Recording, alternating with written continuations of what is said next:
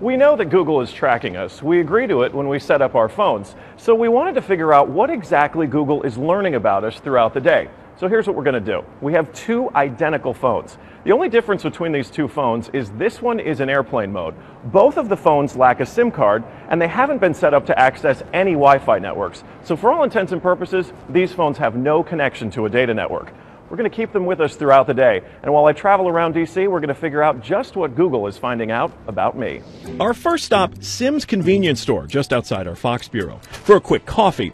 From there, we took a walk to the Capitol and took a quick walk around the Senate office buildings, and then decided to hop in a car and head around town. Hello. We're going to the Children's Hospital, please?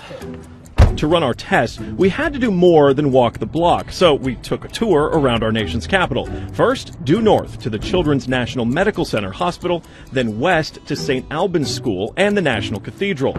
Our tour around town was a 14-mile journey that lasted more than an hour. The entire time, the phones had no access to the internet. Oh my goodness. Not a Wi-Fi connection and not any cellular data service. It almost seemed quaint to assume that Google wouldn't even be able to collect data on me. Let's head back to the bureau, my friend.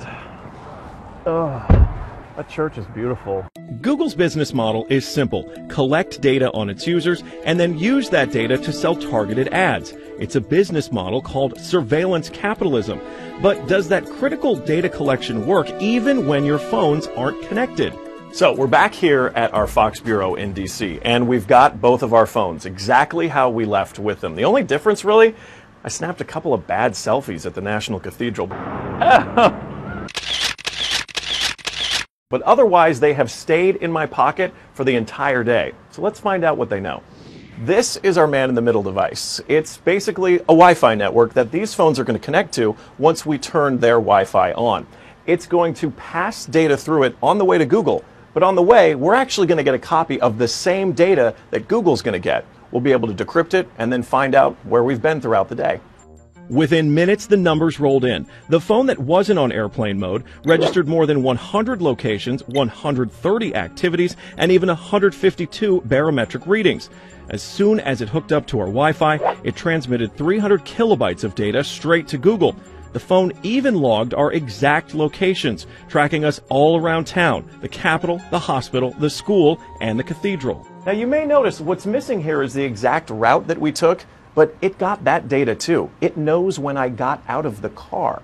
The metadata has a time log down to the very second, tracking everything when they think that you're walking, riding, and yes, even getting out of the car. Okay, so you're thinking, this isn't a big deal, I'll just put my phone in airplane mode. Yeah, we thought of that too. This is the other phone that we had with us that no SIM card also remained in airplane mode the entire time. Let's see what kind of data it captured.